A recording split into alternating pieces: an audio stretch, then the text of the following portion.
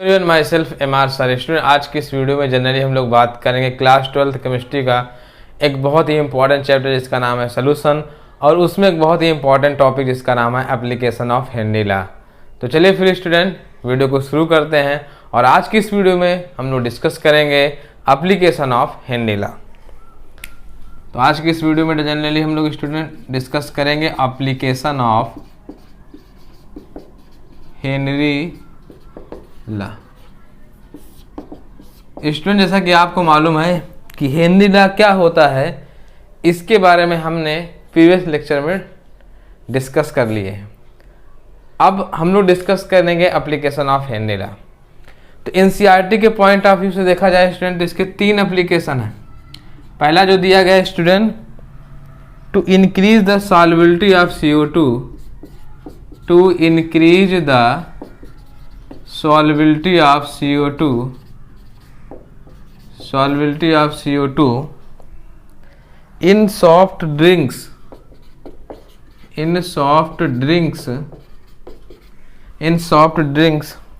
and soda water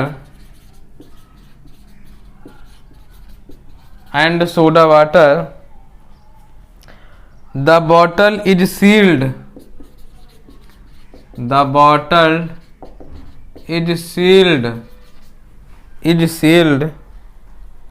under high pressure,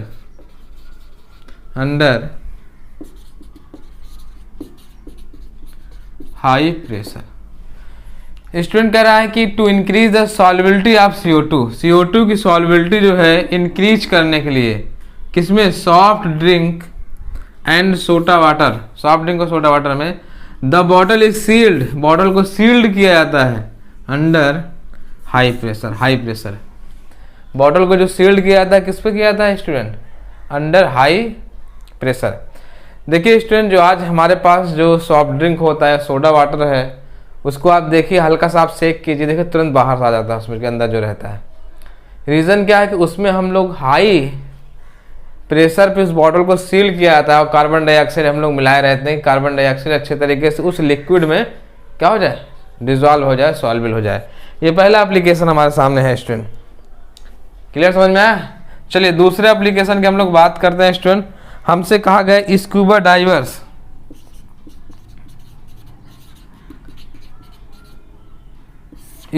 diverse, याद रखना। गोताखोर स्टूडेंट आपने सुना है, गोताखोर जो समुद्र के अंदर जाते हैं।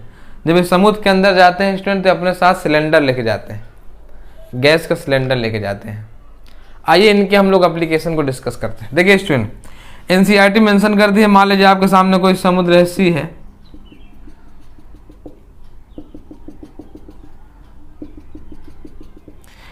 ये समुद्र है स्टूडेंट। अब इसमें क्या होगा, गोताखोर क्या होगा, टॉप से बॉटम आएगा, टॉप से बॉटम आ सकता है, आएगा। और या बॉटम से क्या होगा, बॉटम से क्या होगा स्टूडेंट, टॉप पे जा सकता है। ऊपर से नीचे जाए या नीचे से ऊपर जाए, ये तो कर सकता है। ये अपने साथ क्या लेके जा रहा था स्टूडेंट, सिलेंडर लेके जाता है। अब एनसीईआरटी क्या कहती है उसको समझिए स्टूडेंट। कहा जाता है scuba diver must cope with high concentration of dissolve gases while breathing air at high pressure under water. आपको मालूम है स्टूडेंट, जैसे जैसे आप डेप्थ में जाते हैं किसी लिक्विड में तो प्रेशर बढ़ता जाता है। Increase pressure increase the solubility of atmospheric gases in blood. Student, जैसे जैसे ये स्कूबा डाइवर्स गोताखोर टॉप से बॉटम की तरफ जाएगा तो जानते हैं स्टूडेंट क्या होगा, प्रेशर इंक्रीज करेगा। जब प्रेशर इंक्रीज करेगा ना स्टूडेंट, तो जो एटमॉस्फेरिक गैस होगी, एटमॉस्फेरिक गैस वो क्या होगी, उसकी जो सॉल्युबिलिटी है, याद रखना, सॉल्युबिलिटी इंक्रीज करेगी। कहाँ पे, ब्लड में, किसके, स्कूबा डाइवर के। अब अगर हम एटमॉस्फेरिक गैसेस की बात करें स्टूडेंट, तो जानते हैं नाइट्रोजन पाई जाती है, ऑक्सीजन पाई जाती है, मेजर क्या ना अमाउंट में। जैसे कि आपको मालूम है नाइट्रोजन 78% पाई जाती है, ऑक्सीजन अप्रॉक्सीमेट 21% पाई जाती है, 1% अदर गैसेस होती हैं। अब क्या होगा, इनकी सॉल्युबिलिटी, मतलब कह सकते हो कहीं ना कहीं डाई नाइट्रोजन स्क्यूबा डाइवर्स के ब्लड में उसकी सॉल्युबिलिटी बढ़ती जाएगी। कब, जब वो टॉप से बॉटम गोताखोर पानी के अंदर जाएगा। अब आगे क्या कहा जा रहा है student, when the diverse come toward surface, अब क्या होगा, जो डाइवर्स है, जो गोताखोर है, सरफेस पे आएगा, टॉप पे आएगा, पानी के टॉप या पानी के सरफेस पे आएगा। द प्रेशर ग्रेजुअली डिक्रीज, मतलब जब ये सरफेस पे आने की कोशिश करेगा स्टूडेंट, तो प्रेशर क्या करेगा, प्रेशर डिक्रीज करेगा। जब प्रेशर डिक्रीज करेगा स्टूडेंट, तो जाहिर सी बात है जो गैस डिजॉल्व थी उसकी सॉल्बिलिटी डिक्रीज करेगी ब्लड में। जब सॉल्बिलिटी डिक्रीज करेगी तो वो भी तो निकलने की कोशिश करेगी ना, जो डाई नाइट्रोजन थी। अब आगे कहा गया है, release the dissolve gas and leads to the formation of bubbles of nitrogen in the blood. अब क्या होता है, नाइट्रोजन के बबल्स बन जाते हैं उस स्क्यूबा डाइवर के ब्लड में।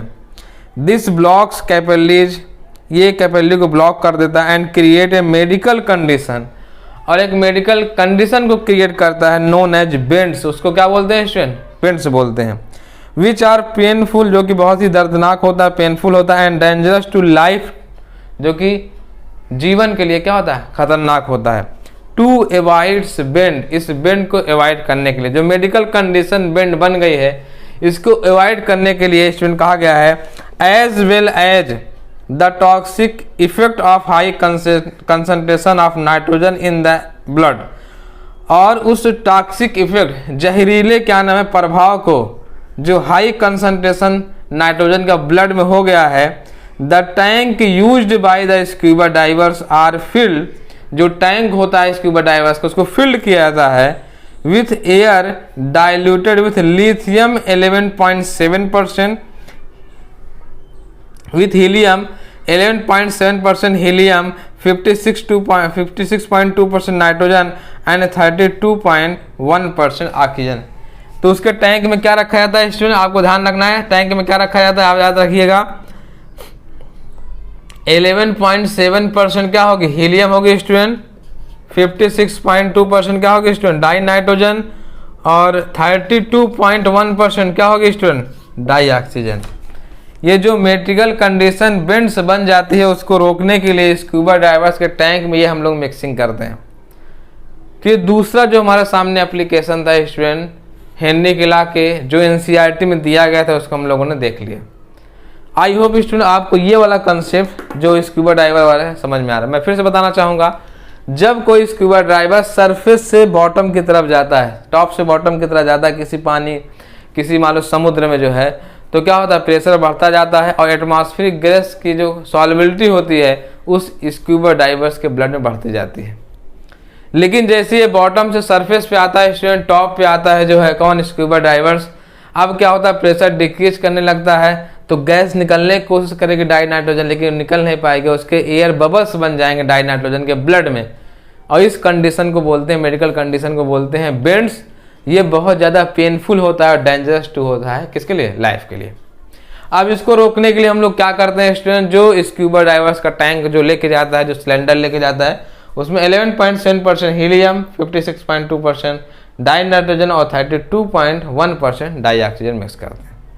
इतना समझ में आया स्टूडेंट, ये क्लियर हो गया। ये दूसरा एप्लीकेशन एनसीईआरटी के हिसाब से था स्टूडेंट, हो गया ना। इसको नोट करना है स्टूडेंट, नोट कर लीजिए। उसके बाद हम लोग बात करेंगे तीसरे एप्लीकेशन की जो कि बहुत ज़्यादा इंपॉर्टेंट है स्टूडेंट। चलिए हम लोग बात करेंगे स्टूडेंट तीसरे एप्लीकेशन के बारे में जो एनसीईआरटी में दिया गया है। देखिए स्टूडेंट, मैं मेनली फोकस कर रहा हूँ एनसीईआरटी पे। अगर आप एनसीईआरटी को अच्छे तरीके से रीड करेंगे, समझ में नहीं, अच्छे तरीके से पढ़ेंगे तो आपके एनसीईआरटी का कंसेप्ट तो क्लियर होगा। उसके साथ साथ स्टूडेंट आप एनसीईआरटी एग्जाम्पलर को भी बहुत अच्छे तरीके से कर सकते हैं। और स्टूडेंट मैं आपसे रिक्वेस्ट करूँगा कि आप प्रीवियस ईयर के क्वेश्चन जरूर लगाएं। जो चैप्टर आपको पढ़ाया जा रहा है उस चैप्टर के क्वेश्चन जो प्रीवियस ईयर में आए हुए हैं उनको आप जरूर लगाएं, जिससे आपका कंसेप्ट बहुत अच्छे तरीके से क्लियर हो जाएगा। स्टूडेंट अगर जब तक आप क्वेश्चन को नहीं लगाएंगे तब तक आपको कॉन्फिडेंस नहीं आएगा, तो इसके लिए आपको क्वेश्चन लगाना बहुत ज़रूरी है। ठीक है स्टूडेंट, चलिए थोड़ा सा हम इसको रफ करते हैं। जो है रफ करने के बाद हम लोग तीसरा जो है कंडीशन जो है देखेंगे, तीसरा एप्लीकेशन देखेंगे, हिंदी का जो तीसरा एप्लीकेशन स्टूडेंट। चलिए एप्लीकेशन नंबर 3, ये कहा गया है at high altitude the partial pressure of the oxygen is less than that the ground level. जैसे मान लीजिए स्टूडेंट ये है ग्राउंड लेवल, ये कौन सा है स्टूडेंट, ये है ग्राउंड लेवल मान लीजिए, और ये मान लीजिए आपका ये मान लीजिए हाई एल्टीट्यूड है, हाई एल्टीट्यूड। तो कहा गया कि जो ग्राउंड लेवल पे जो ऑक्सीजन कंसंट्रेशन होता है, ऑक्सीजन कंसंट्रेशन वो हाई होता है स्टूडेंट, और जो हाई एल्टीट्यूड पे होता है, हाई एल्टीट्यूड होता है वहाँ पे ऑक्सीजन कंसंट्रेशन क्या होता है स्टूडेंट, लो होता है। मतलब कहने का मतलब जैसे आप ग्राउंड लेवल से ऊपर की तरफ जाने की कोशिश करेंगे स्टूडेंट, तो क्या होगा, ऑक्सीजन कंसंट्रेशन कम होता जाएगा, जबकि ग्राउंड लेवल पे oxygen concentration comparison to high altitude क्या होगा, ज़्यादा होता है। अब समझिए एनसीईआरटी क्या कह रही है, at high altitude the partial pressure of oxygen is less than that at the ground level. जो पार्शियल प्रेशर ऑफ ऑक्सीजन होता है जो है वो क्या होता है, less than that at the ground level. This lead to low concentration of oxygen in the blood and tissue of people living at high altitude और क्लाइंबर्स। तो इसकी वजह से जो हाई एल्टीट्यूड पर जो रहते हैं क्या नाम है लोग, या जो क्लाइंबर होते हैं, जो चढ़ने वाले होते हैं हाई एल्टीट्यूड पे, उनके ब्लड में ऑक्सीजन कंसंट्रेशन क्या होती है, कम हो जाती है। क्यों, आपको मालूम है student, partial pressure of oxygen कम हो रहा है, top to bottom ground level से हाई एल्टीट्यूड पे जा रहे हैं, तो जाहिर सी बात है ब्लड में उसकी सॉल्युबिलिटी क्या होती है, कम होती जाएगी। Low blood oxygen cause climbers to become weak. जो लो ब्लड ऑक्सीजन, अगर किसी क्लाइंबर के ब्लड में ऑक्सीजन कंसंट्रेशन कम हो जाता है तो उसकी वजह से क्लाइंबर क्या होता है, बिकम वीक, कमजोर and unable to think clearly, और साफ साफ सोचने समझने की क्षमता उसकी कम होती जाती है। सिम्टम्स ऑफ अ कंडीशन, इस कंडीशन को बोलते हैं, इस लक्षण को बोलते हैं, जो लक्षण आता है इस कंडीशन को, नोन एज एनॉक्सिया। इसको क्या बोलते हैं स्टूडेंट, एनॉक्सिया। क्या बोलते हैं, एनॉक्सिया। फिर से समझिए स्टूडेंट, कोई मान लीजिए क्लाइंबर है, ग्राउंड से हाई एल्टीट्यूड पे जा रहा है स्टूडेंट, तो ग्राउंड पे ऑक्सीजन कंसंट्रेशन हाई है, ब्लड में ऑक्सीजन की सॉल्युबिलिटी बढ़िया रहेगी, लेकिन जैसे वो हाई एल्टीट्यूड पे जाएगा वहाँ पे ऑक्सीजन का जो पार्शियल प्रेशर है उसकी क्या हो, कम है। जब कम है तो ब्लड में ऑक्सीजन कंसंट्रेशन कम होती जाएगी, जिसकी वजह से वो पर्सन क्या हो जाएगा, सोचने समझने की क्षमता उसकी कम होती जाएगी जो है, और ही बहुत ही वीक, कमजोरी महसूस करेगा। और इस कंडीशन को मेडिकल में क्या बोलते हैं स्टूडेंट, एनॉक्सिया। क्या बोलते हैं, एनॉक्सिया। तो यहाँ पे भी आप देख सकते हैं हेनरी का ला कंसेप्ट काम किया है, प्रेशर को डिक्रीज करते चले जा रहे हैं तो उसकी सॉल्युबिलिटी लिक्विड में क्या होती है, कम होती जा रही है। तो स्टूडेंट ये था आज का हमारा वीडियो, जिसपे हम लोगों ने जनरली डिस्कस किया application of Henry law. I hope student आपको हमारा वीडियो बहुत अच्छा लगा होगा। मिलते हैं नेक्स्ट वीडियो में नेक्स्ट टॉपिक के साथ, तब तक आप अपना भी ख्याल रखें, साथ में उनका जिनका इस दुनिया में आपके सिवा कोई नहीं।